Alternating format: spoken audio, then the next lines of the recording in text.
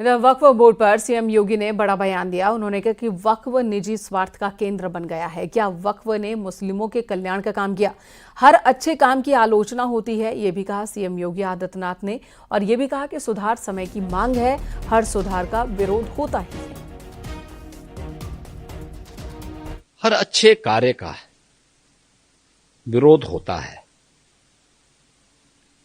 वैसे ही वक्फ संशोधन विधेयक पर भी ये हो हल्ला हो रहा है। लेकिन मैं कहता हूं जो हो हल्ला कर रहे हैं इनसे पूछना चाहता हूं कि इन्होंने कोई ऐसा काम वक्फ बोर्ड के माध्यम से किया हो जो वेलफेयर का हो। छोड़िए, सब समाज की बात छोड़िए, मुस्लिम समाज का ही कोई कल्याण किया हो उस प्रॉपर्टी का।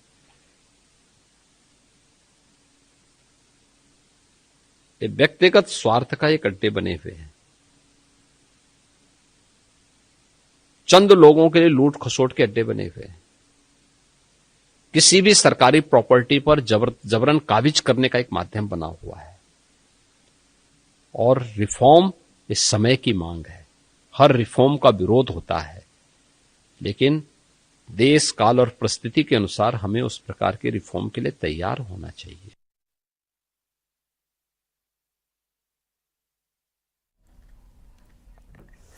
कुछ और खबरों का रुख कर लेते हैं। अमरोहा से खबर, जहां पर तेंदुआ दिखने से हड़कंप मच गया। नौगांवा सादात थाना क्षेत्र में तेंदुआ नजर आया। गांव के बाहरी हिस्से में स्थित एक मकान के पास तेंदुआ बैठा था। लोगों का कहना है कि अलीपुर कला के जंगल में तेंदुए की मौजूदगी कोई नई बात नहीं है। कई वर्षों से इस इलाके में तेंदुओं का आना जाना लगा हुआ है, लेकिन इस बार गांव में इतने करीब तेंदुआ दिखा कि लोग डरे हुए हैं। ग्रामीणों ने वन विभाग को इसकी सूचना दी और तेंदुए को पकड़ने की मांग की।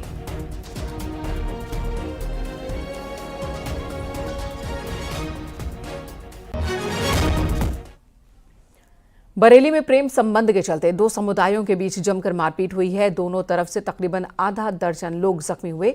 सूचना पर पुलिस टीम पहुंची। सभी घायलों को इलाज के लिए अस्पताल ले जाया गया। गांव में भी भारी पुलिस फोर्स की तैनाती इस वक्त की गई है। ये घटना थाना इज्जत नगर इलाके के मुड़िया अहमद नगर की है। मौके पर पहुंचने पर यह पाया गया है कि दो पक्ष, जिनमें पहले एक प्रेम प्रसंग को लेकर कसीदगी थी, उसी में ये दोनों पक्ष आपस में झगड़े, जिसमें कि एक पक्ष से 4 लोगों के चोट आई है और दूसरे पक्ष में एक व्यक्ति के चोट आई है। इसमें एक ये अफवाह उड़ाई गई थी कि फायरिंग की घटना हुई है और गोली लगी है कुछ लोगों को। ये सरासर गलत है। हमीरपुर में शराबी पति की हरकतों से तंग आकर पत्नी ने बांका से हमला कर पति की हत्या कर दी। पुलिस ने आरोपी पत्नी को गिरफ्तार कर लिया है।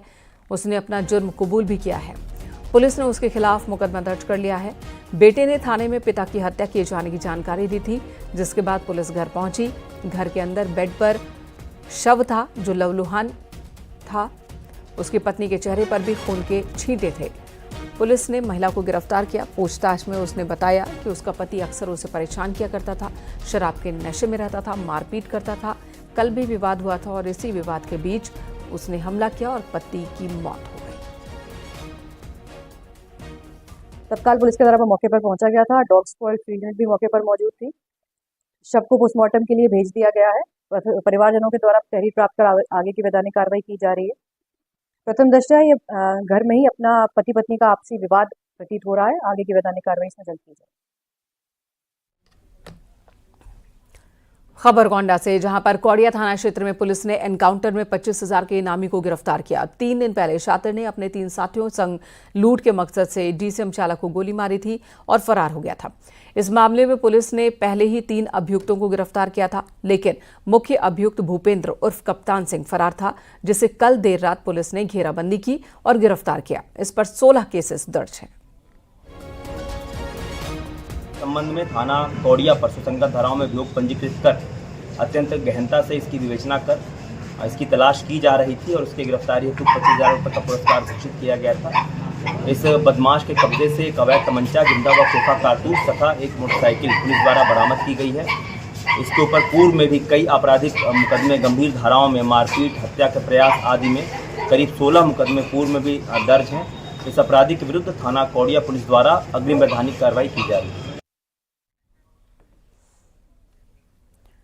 और अगली खबर ललितपुर से, जहां बड़े भाई पर छोटे भाई की हत्या का आरोप लगा है। घटना की सूचना पर पहुंची पुलिस ने शव को कब्जे में लेकर पोस्टमार्टम के लिए भेजा। फरार आरोपी को हिरासत में लिया गया। दोनों भाइयों के बीच शराब पीने के दौरान किसी बात को लेकर विवाद हुआ था। ये सनसनीखेज वारदात थाना जखौरा के मोहल्ला नदीपुरा की है।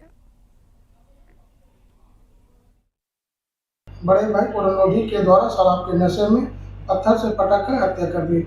उक्त सूचना प्राप्त होने पर थाना जखौरा एवं फॉरेंसिक टीम के द्वारा तत्काल घटनास्थल का निरीक्षण किया एवं शव को कब्जे में लेकर पंचायतनामा की कार्रवाई की गई। प्राप्त तहरीर के आधार पर थाना जखौरा में सुसंगत धाराओं में अभियोग पंजीकृत कर आरोपी पुरनोधी को हिरासत में लेकर आगे की विधिक कार्रवाई की जा रही है। कन्नौज में अगरबत्ती के कारखाने में आग लग गई। आग से लाखों का नुकसान हुआ है। आग लगने की वजह का अभी तक पता नहीं चल पाया।